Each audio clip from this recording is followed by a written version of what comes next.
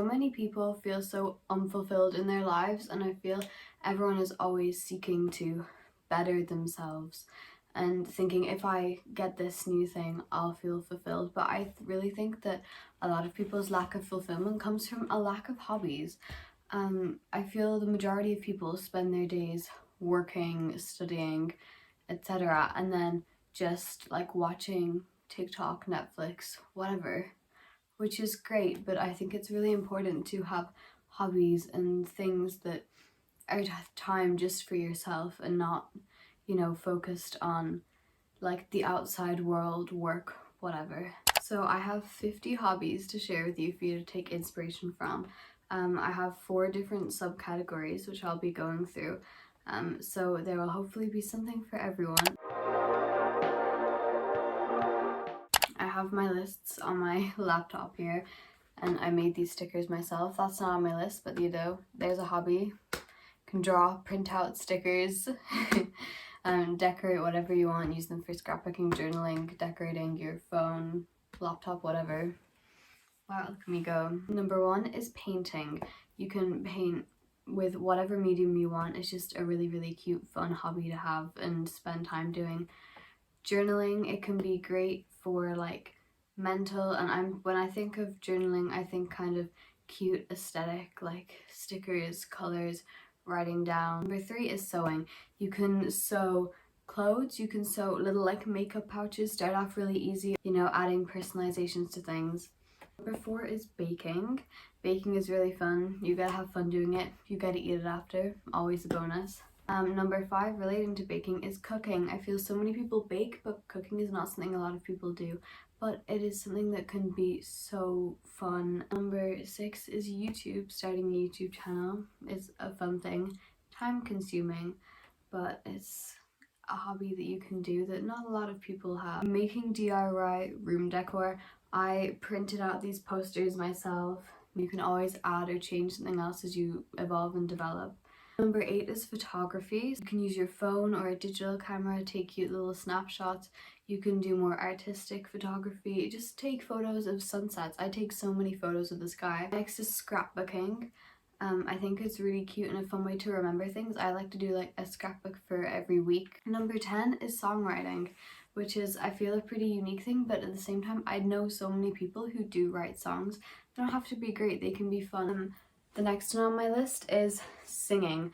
I feel so many people are scared to start singing. I mean, especially if you have a lot of family members and everyone's like, shut the hell up. I genuinely believe that anyone can become like a really good singer. Fashion design, something that's really fun. You can interpret this how you want, whether it be putting together different outfits, using the clothes that you have, whether it be sketching out and coming up with designs for making your own clothes. Next hobby I have is something that's a little, it's not as common and you might not have heard of it, but it's something that I saw on Pinterest and I started to do myself. It's making pipe cleaner craft. This is the 4th one that I've made, and I came up with the design for this one myself. He's a little cow and he has like a little bow and like a bell and stuff. I just ordered the sets from Amazon and they're actually really easy to make. They take me like half an hour. There's loads of tutorials. The next one that I have is a little bit weird, but it's making like mini movies or skits. Literally just like 30-second long stupid things to send into like a family group chat or whatever. It's just like really funny coming up with ideas. Number 15 is row life sets. I don't know if that's how it's pronounced. I did the greenhouse one a while ago and I really want to do another one because it was so fun. Number 16 is flower arranging. Go out and cut some flowers and put them in a vase and arrange them how you want. I feel like that's such a cute thing and something you can keep doing over and over again. The next one I have is making Pinterest boards. Now this can either be something very kind of mindless and like scrolly, or it can be something really intentional and something kind of almost like making a vision board. The next one I have is kind of similar and it's making playlists. I feel like you can make playlists with such intention and create such like a feeling and a vibe around them. Painting on old vinyl records. If you go out and get like a second-hand one really cheap, or you have like an old maybe scratched one, I really want to do that with one of my friends. Next up I have card making. I feel making like a card for someone's birthday or for any occasion is just a really nice personal thing. Next is Writing letters. I feel like writing letters is so underrated. You can write love letters, you can write friendship letters, you can write letters and give them to no one. You can write letters to your future self. And the last thing I have for my creative hobbies is jewelry making.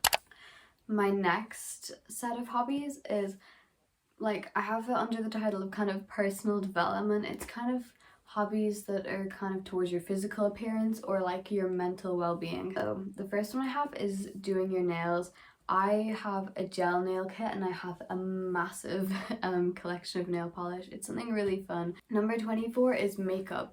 I mean, I didn't actually do my makeup today, I just did concealer and mascara, but I truly believe makeup can be a hobby, trying out new products, trying out new styles, everything. I think it can be a really artistic thing, such a form of personal expression. Number 25 is reading. Reading is something that is so amazing in so many ways. It is like watching a movie, except you get to imagine it. That's what I always say to people who don't get it. I'm like, yeah, but you get to imagine what the characters look like. You get to decide if that guy is hot or not, you know? Studying. I truly believe that the way to academic success is through making studying a hobby. Don't make it something that you have to do at a horrible, messy desk when you're exhausted. Go to a library, make it a hobby, make it something that you look forward to doing. Next up, I have self-care. Now, whether this be sitting in bed with a snack, watching a show, or this be doing your skincare, you know, doing your hair care, just making yourself feel happy and fulfilled. Next up, I have crystals, which in itself is not really a hobby, but I think getting into crystals, manifestation, any kind of spirituality, and just being curious. Podcasts, listening to podcasts is so fun. There's such a wide variety. You can listen to it while you're doing things, but don't want to get distracted by music. Next, I have researching and watching documentaries. I love watching documentaries because I feel like they're so like exciting.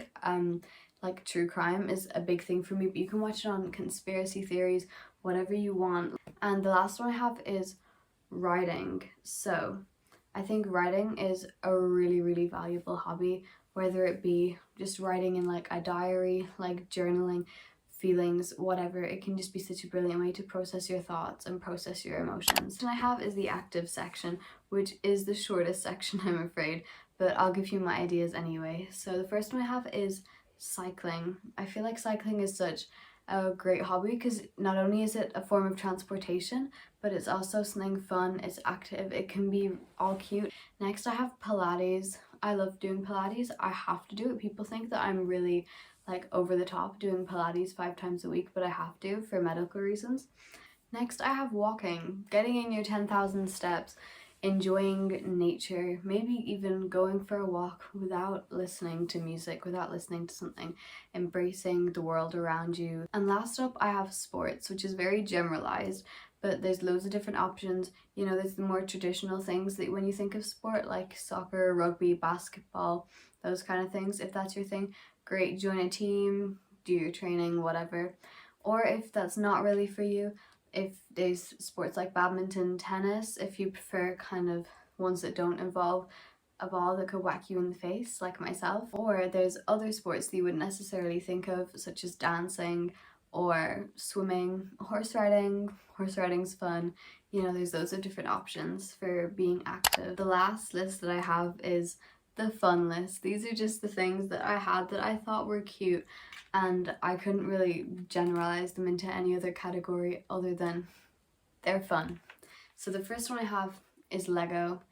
Lego flowers, any kind of Lego sets. I love Lego. Sylvanian families, or I believe they're called calico critters in some other places. I've seen that and it weirded me out. I have a huge collection, which I could show at some point in a video. But I think they're adorable. Next I have thrifting, which I think is a brilliant way to, as someone who has a shopping addiction, to go shopping and find unique pieces and also save money. Poetry, which maybe should have been in the creative category, but I think it's something that you can read poetry. I know Sylvia Plath is very popular amongst a lot of people at the moment. My neighbour has been chainsawing all day and I finally thought that they had stopped so I could film this. They'll stop in a minute, surely. Not only are they chainsawing, they're burning stuff too. There's like a massive thing of smoke. Next up I have learning instruments. Anyone can learn an instrument. Seriously, you might say I'm terrible. No, just start simple and find songs you enjoy. Don't play Mary Had a Little Lamb on the piano because you're not going to enjoy that. Find an easy beginner version of a song that you like. Next up I have pressing or drying flowers. It's a really cute way to make flowers that you have last forever. This one's kind of funny, but for number 43 I have butterfly catching. Obviously let them go after, but like get a little net, catch them in your hands if you want, just be really careful not to hurt them. Number 44 I have making daisy chains. Obviously they're only temporary, but if you have masses of daisies in your lawn like I usually do, then go out, make a daisy crown, make a daisy necklace, just have fun. It's so cute, it's so grounding. Number 45 is having picnics. Have them with your friends, have them with your girlfriend's boyfriend, significant other, have them with your teddy bears. Cafes. I really think that going to cafes, trying like their cakes, their coffees, do it with a friend, go cafe hopping, say okay we're gonna spend €20 trying like different things and go to all the cafes and buy a small thing in each of them.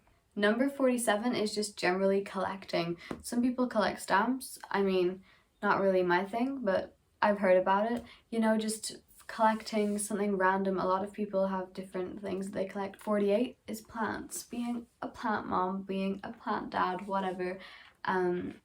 You know, just keeping them alive, something I'm not great at, having them around your room, a sense of responsibility. Number 49, window shopping. Going shopping but without actually spending the money. Going to shops, trying things on, saying, ooh, I like this. Actually gonna lose my mind.